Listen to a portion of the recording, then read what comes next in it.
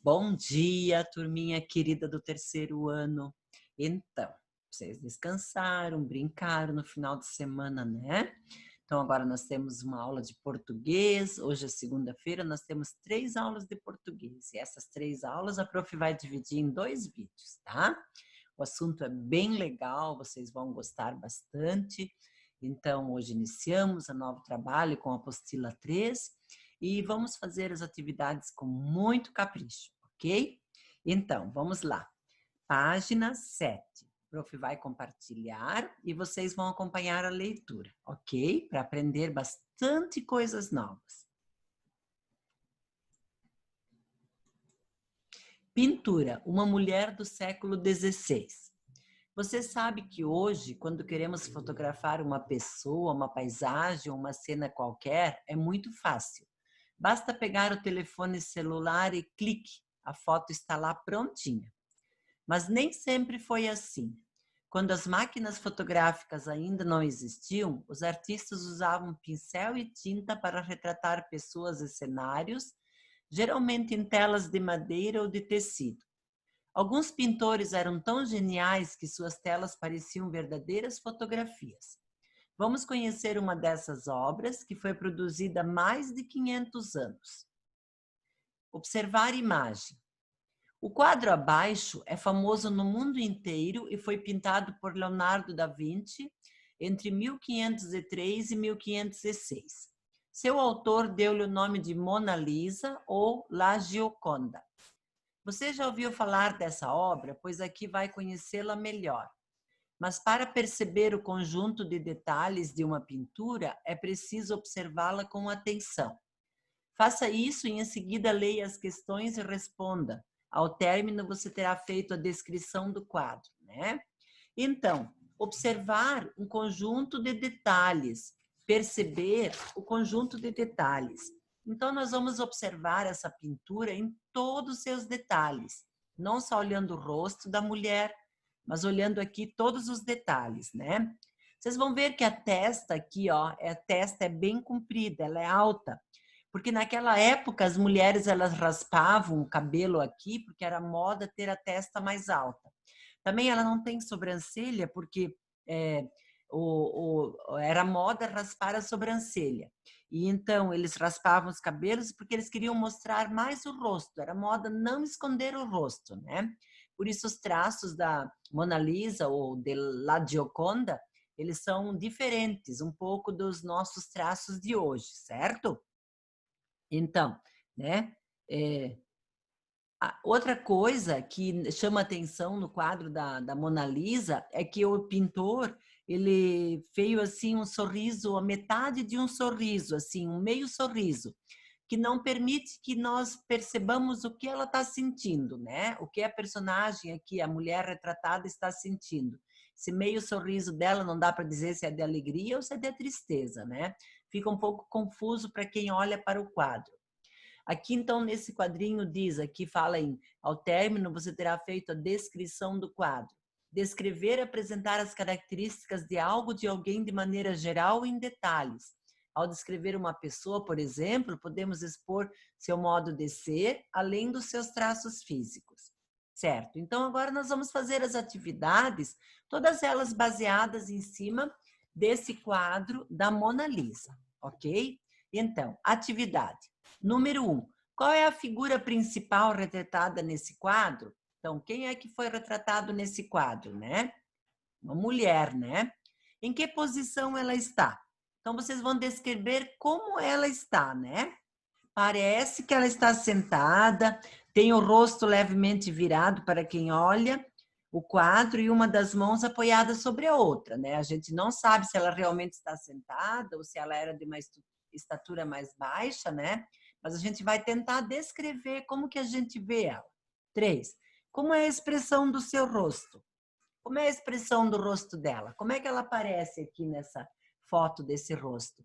4. O que há atrás da mulher, ou seja, no fundo? O que que dá para ver aqui atrás da mulher? O que que foi pintado aqui atrás no fundo do quadro? 5. Como são as cores do quadro? Como são as cores desse quadro? Né?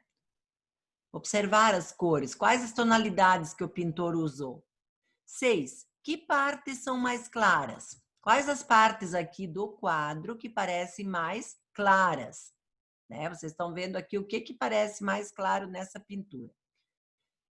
Você acha essa pintura alegre ou triste? Por quê? Então, você vai olhar para a pintura, vai fazer a sua resposta pessoal. Se você acha essa pintura alegre ou triste e por quê? Não pode esquecer o porquê. 8. O que mais chamou a sua atenção nela? Então, o que mais chamou a atenção de você aqui nessa pintura? O que você, quando olhou para ela, o que mais lhe chamou a atenção? Sempre que nós olhamos para um quadro, uma pintura, tem alguma coisa que nos chama mais atenção, ok? Então, agora nós vamos ler um pouquinho sobre esse Leonardo da Vinci, né? O grande Leonardo da Vinci. Afinal, quem foi Leonardo da Vinci? Vamos conhecê-lo lendo o texto a seguir. 550 anos de Leonardo da Vinci. Conheça a trajetória do gênio que viveu entre a ciência e a arte. Segure firme na cadeira e coloque a imaginação para funcionar. Você acaba de entrar em uma máquina do tempo com destino ao passado, o dia 15 de abril de 1452. Nessa data, na Itália, nascia Leonardo da Vinci. Esse artista criou obras-primas como o quadro Mona Lisa, que retrata uma mulher com olhar e sorriso misteriosos. Ele também atuou como escultor, engenheiro, arquiteto e fez estudos científicos. Para ele, ciência e arte se completavam. Então, vocês podem marcar aqui quais as atuações do Leonardo da Vinci. Escultor, engenheiro, arquiteto e fez estudos científicos, né? Ele achava que a ciência e a arte se completavam. Talvez você ache estranho que uma pessoa tenha conseguido se dedicar à ciência e à arte ao mesmo tempo. Mas o fato é que Leonardo da Vinci nasceu e cresceu em uma época em que tudo isso se misturava. Assim, na Europa, os homens adquiriam um conhecimento amplo nos campos da técnica, da ciência e da arte. Então, a trajetória é uma ação de percorrer um caminho, certo? E uma obra-prima são as mais belas obras de um artista, ok? Então, aqui ele fez o seu autorretrato. Autorretrato é quando a gente faz um desenho da gente mesmo, né? Um desenho de si mesmo. Em 1514, ele se desenhou, ele fez o seu autorretrato. E aqui é um quadro muito famoso também, que muitas casas têm, né? A Última Ceia, que também foi pintado por Da Vinci entre 1495 e 1497, e é um dos mais famosos da época do Renascimento, né? Então, esse quadro, assim, na minha casa tem um também, né? A gente vê em muitos lugares. Então, essa Santa Ceia aqui é uma obra do Leonardo da Vinci. Quando vocês veem que os apóstolos estão nessa posição, como eles estão aqui nesse quadro, é porque é uma obra de Da Vinci. Foi na adolescência que Leonardo da Vinci começou a mostrar que tinha talento para ser um grande pintor. E até algum tempo valorizava seu artista apenas por suas pinturas geniais. Sua contribuição no campo científico era pouco divulgada e se tornou mais conhecida somente a partir da década de 1960. Nessa época, foram encontrados manuscritos, que são textos escritos à mão, com cerca de 700 páginas com a descrição de alguns dos seus trabalhos. Por meio deles, percebeu-se que Leonardo da Vinci antecipou diversos avanços tecnológicos. Ele desenhou, por exemplo, uma máquina parecida com um helicóptero e esquemas de paraquedas. Então, olha aqui o que ele fez o desenho, a máquina desenhada por Da Vinci, lá em 1400, olha só. Só foi no século XX, né? No início do 1900 que o homem começou a voar, né? Mas lá em 1400 ele já lançou a ideia, né?